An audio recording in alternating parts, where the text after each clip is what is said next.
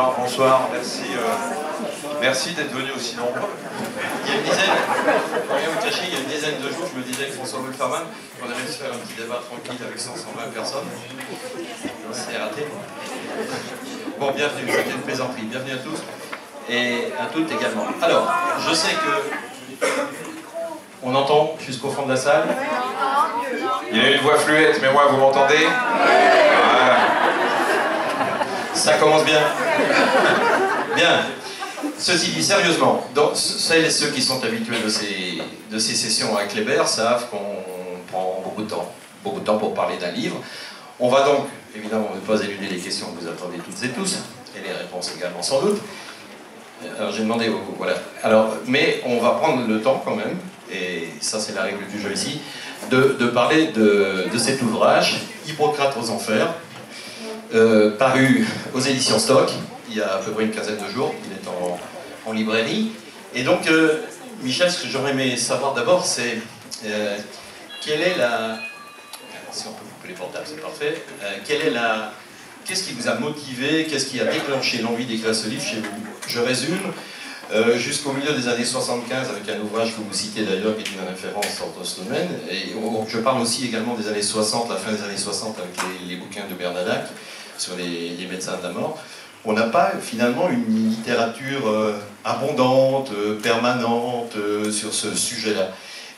Vous n'êtes ni historien, vous n'êtes pas historien, vous n'êtes même pas officiellement journaliste, vous êtes un docteur, hein, c'est ça? Pourquoi même pas? Non, parce que je dis même pas, c'est pas la question, je dis même pas parce qu'il y a certaines personnes qui étaient ici qui m'ont dit tout à l'heure, mais pour un journaliste, quand même, j'ai dit, mais non, il n'est pas journaliste, vous êtes docteur, hein, c'est ça, vous travaillez à la télé? Ouais, je ne suis que médecin. Ouais, j'ai pas dit que. J'ai fait que 12 ans d'études et j'ai pas osé aller encore plus pour être ouais. Non, non, je rigole. Mais oui, je sais que vous rigolez. Mais ceci étant dit, qu'est-ce qui vous a donné, vous le signalez d'ailleurs dès le début du livre, et c'est important d'en parler, il y a quelque chose de très précis qui a fait qu'un jour vous êtes dit, il faut que j'écrive cet ouvrage. Et pour écrire cet ouvrage, il faut évidemment aller voyager, etc.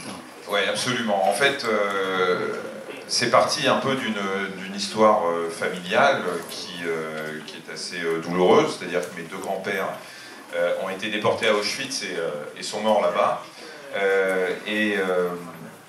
Comme souvent, en vieillissant un petit peu, on essaie de se rapprocher de ses racines, on se pose des questions un peu existentielles sur la vie, la mort, la famille. Et ça faisait longtemps que je me disais, tiens, j'irais bien à Auschwitz, parce que je m'intéressais beaucoup à la question, je lisais beaucoup sur cette partie de l'histoire.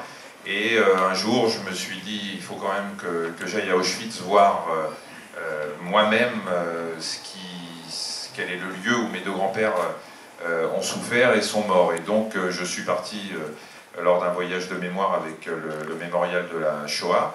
En fait, vous partez le dimanche matin très tôt en avion jusqu'à Cracovie, ensuite vous prenez le bus pour aller à Auschwitz, et puis vous revenez le soir tard à Paris après avoir été guidé dans le camp par des déportés qui refont le voyage avec vous et qui vous guident durant toute cette journée.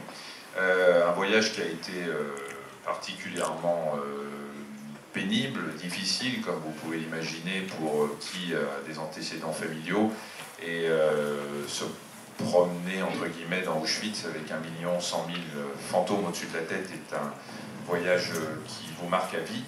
Et à un moment, j'avais mon cœur de petit-fils de déporté qui souffrait pendant cette visite, et puis à un moment, je me suis retrouvé devant le bloc où le déporté, le guide, m'expliquait que c'est ici que se déroulaient les expériences médicales, dont bien sûr j'avais entendu parler.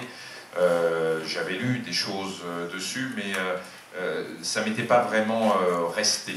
Et ce jour-là, le cœur de petit-fils de déporté a été un peu écrasé par le cerveau du médecin qui, face à cette partie du camp de concentration, a finalement entendu des voix derrière. Je ne suis pas mystique du tout, mais devant cette porte, j'ai entendu des voix, des souffrances de ceux qui, derrière, avaient subi des expériences médicales. Et ce jour-là, je me suis demandé comment c'était possible. Parce que je suis médecin, j'ai fait médecine comme tous les médecins, pour aider les gens, pour guérir, pour soigner, pour sauver quand c'est possible, en tout cas pour soulager.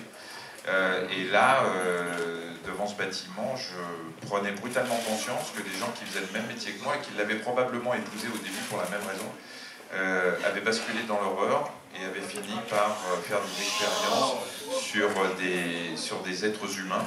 Et là, je ne comprenais pas. Et j'ai mis